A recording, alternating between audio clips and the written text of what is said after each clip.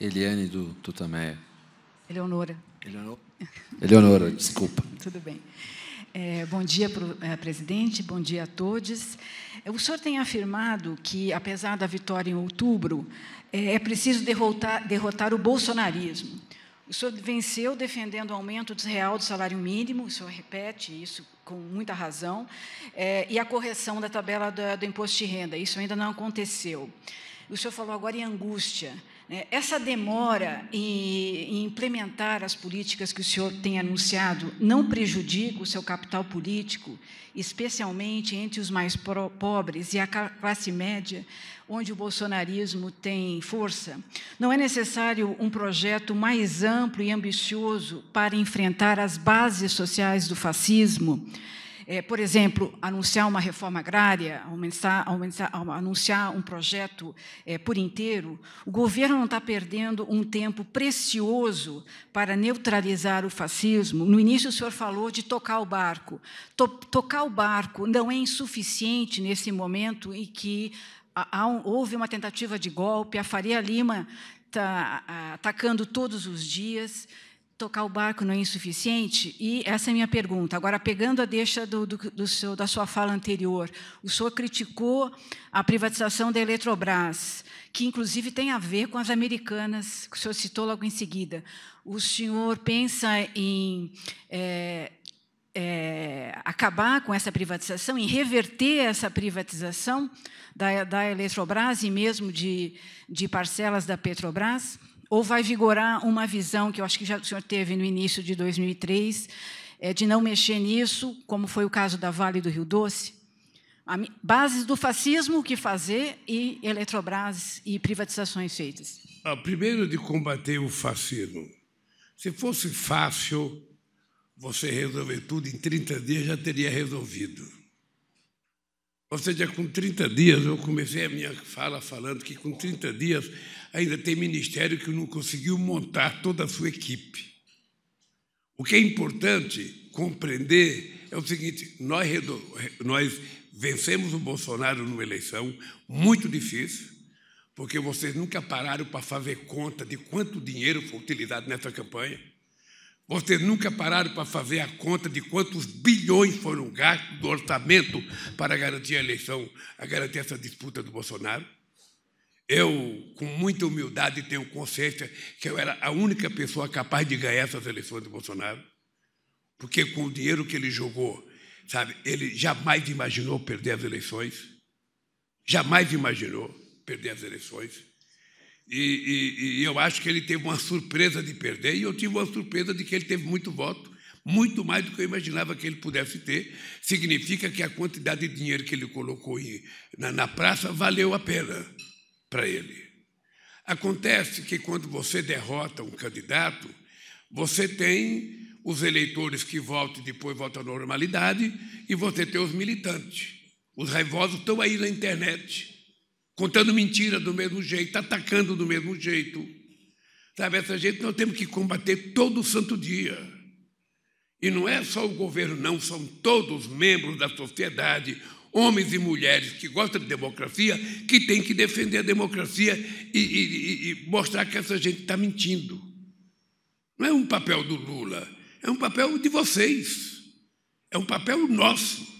É um papel de quem ama a democracia não permitir que essa gente continue mentindo como continua mentindo. As maiores aberrações, coisa que eu jamais imaginei que alguém pudesse acreditar, as pessoas acreditam. Porque é uma narrativa repetida milhões de vezes, as pessoas terminam sabendo. Então, essa indústria da mentira é uma coisa da nossa responsabilidade. Nós temos que derrotar isso. Nós temos que derrotar. E é um trabalho muito, muito forte. Você está vendo o que está acontecendo nos Estados Unidos. O Biden ganhou as eleições, mas o trumpismo ainda está lá existindo, votando, crescendo e querendo votar e vai disputar as eleições. Então, o que nós devemos fazer é não nos acomodarmos. Ganhamos as eleições, temos que governar, mas, ao mesmo tempo, as forças políticas vivas desse país precisam garantir o exercício da democracia. O que aconteceu aqui dia 8, possivelmente tivesse preparado para o dia 1º, e possivelmente não aconteceu porque tinha muita gente na rua. Eu não tenho dúvida nenhuma que foi o ex-presidente que queria que fizesse. Sabe? Então, a luta continua. Essa é a frase final. A luta continua até a nossa vitória sobre o fascismo, o nazismo, o bolsonarismo e o que mais a gente quiser. A outra parte da sua pergunta, por favor, só... Veja, eu não posso... Eu não disse durante a campanha e não vou dizer agora que eu vou votar comprando as empresas de volta. Até porque o pouco dinheiro que a gente tiver, nós vamos ter que cuidar dos benefícios que o povo está precisando que a gente faça. Mas eu vou lhe contar uma história. Você precisava ler o que foi o resultado da privatização da Eletrobras. A Eletrobras, o governo tem 40% das ações. E o governo só pode participar na direção como se tivesse 10%. Se amanhã o governo tiver interesse de comprar as ações para o governo valem 3 vezes mais do que o valor normal para outro candidato. Ou seja, foi feito quase que uma bandidagem para que o governo não volte a adquirir maioria na Eletrobras. Nós, inclusive, possivelmente, o advogado-geral da União vai entrar na Justiça para que a gente possa rever esse contrato leonino contra o governo. Porque é contra o governo. Tanto na participação acionária, nós queremos ter mais gente na direção e mais gente no conselho, quanto esse negócio de que você não pode comprar porque você vai pagar 3 vezes mais caro. Isso é uma coisa irracional, maquiavélica, que nós não podemos aceitar. Agora, se a gente conseguir fazer a economia crescer e as coisas for bem, e a gente puder comprar mais ações, a gente vai comprar. O governo tem que ter, se ele tem 40%, o governo tem que ter maioria na direção dessa empresa. A minha briga com a Vale foi por conta disso. O Bradesco tinha só 15% e o Rogério era presidente. Eu me matando para fazer navio aqui no Brasil e ele foi comprar navio da China. Então, fomos obrigados a tirar ele e colocar outro. Eu não sei o que vai acontecer, eu nunca tive nenhuma conversa com ninguém da Vale, ainda não conversei com o ministro de Minas e Energia. O que eu posso dizer é que foi um processo errático. Foi um processo leonino contra os interesses do povo brasileiro. Uma privatização lesa pátria.